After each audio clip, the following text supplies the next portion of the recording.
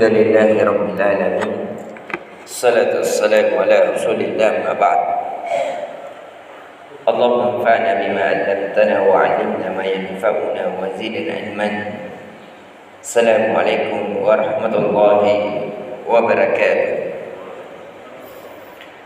Alhamdulillah, kita kembali memuji dan mengagungkan Allah Azza wa Jalla yang telah memberikan segala yang kita butuhkan.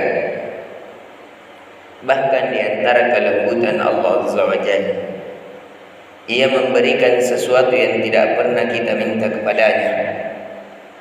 Di antaranya, kita dilahirkan dalam keadaan muslim, dalam keadaan orang tua dan keluarga kita dalam keadaan muslim. Kita dilahirkan dalam keadaan keluarga seluruhnya dalam keadaan muslim di negeri muslim. Ini adalah hal yang paling nikmat bagi seorang hamba dan kebahagiaan yang tak terhingga di dunia alam barzah dan akhiratnya. Mengapa? Karena kita banyak melihat dari orang-orang yang mempertahankan agamanya di luar sana, orang-orang barat, itu bagaimana mereka mau sholat saja sulit. Bagaimana mereka mengumandangkan azan disiksa. Bahkan ada di antara mereka yang kalau memperlihatkan agamanya, mereka bisa dibunuh, mereka bisa disiksa, atau lain sebagainya. Di pertemuan kali ini kita akan mengambil faedah-faedah dari kisah Uzair bin Allah yang dikatakan oleh orang-orang Yahudi dan faedah dari Al-Masih bin Allah yang dikatakan oleh orang-orang Nasrani. Dari faedah yang pertama dari kita kisahkan bahwasanya Uzair adalah orang yang mustajab doanya dan dia hanyalah hamba yang saleh. Sekali lagi faedah yang paling utama untuk kita mengambil bagaimana sabarnya para syaitan dalam menjatuhkan seorang hamba dalam dosa. Jadi syaitan itu juga memiliki sifat sabar. Kalau dia tidak bisa menjatuhkan kita dalam kesyirikan hari ini, maka ia akan menunggu hari esok. Tidak bisa bulan ini, dia akan menunggu sampai bulan besok. Tidak bisa tahun ini, dia akan menunggu tahun depan. Sebagaimana Uzair, penyimpangan orang-orang Yahudi dalam mempertuhankan Uzair yang menghafal Taurat ini, itu setelah meninggalnya Uzair yang mereka anggap, padahal Uzair adalah hamba yang saleh. Dan itu terjadi di kampung kita. Bagaimana penyimpangan kepada Yusuf. Yusuf ini kalau kita lihat sejarahnya, dia adalah seorang alim yang dimana kalau kuburannya di Makassar saja itu diperselisihkan. Karena kalau dalam lontarannya itu memiliki 7 kuburan. Jadi ini perlu diperlihatkan sama dengan kisah Uzair dan Isa bin Maryam. Adapun Isa langsung dibantah oleh Allah. Sekali lagi, Nabi Isa alaihi salam belum meninggal.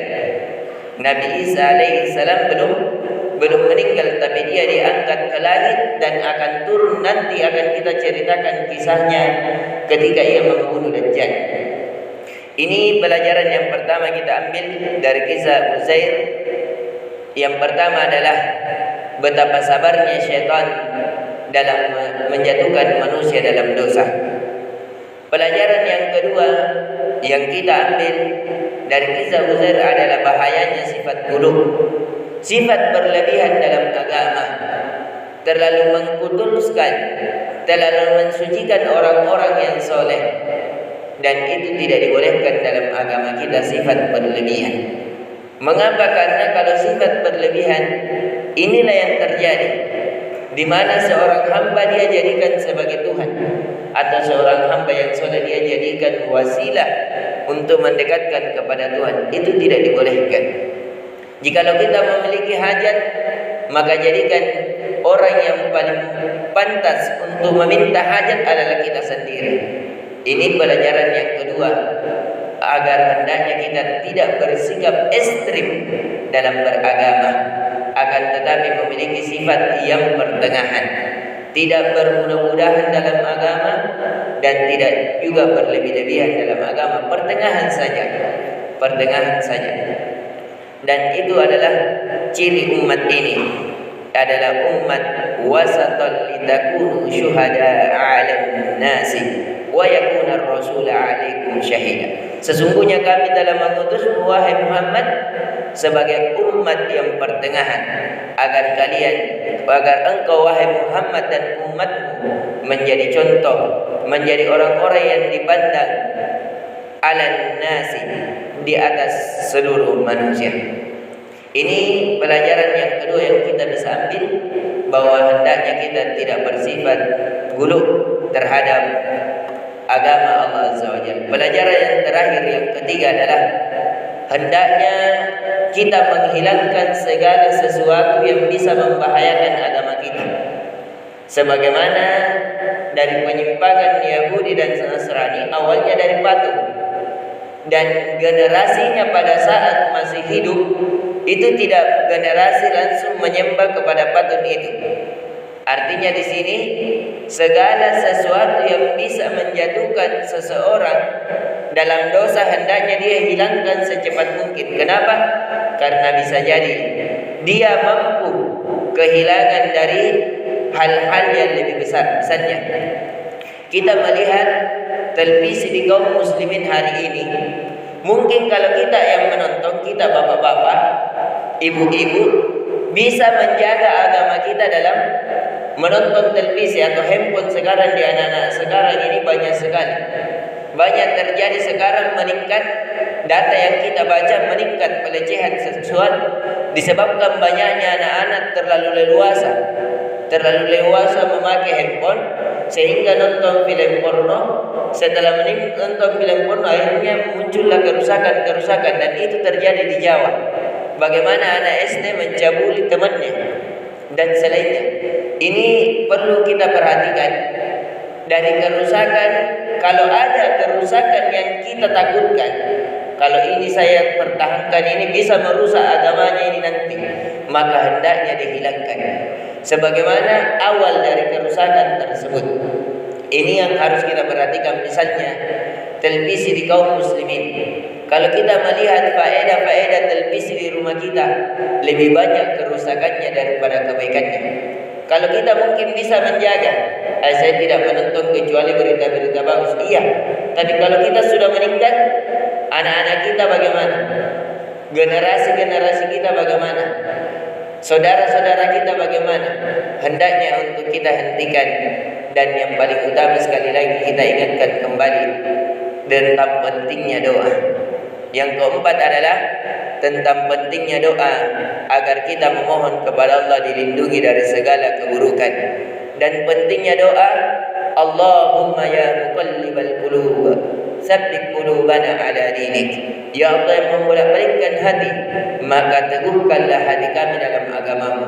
Sebagaimana di kalangan orang-orang Yahudi berapa banyak para nabi yang diutus oleh mereka, akan tetapi Allah palingkan hatinya dari agama yang benar.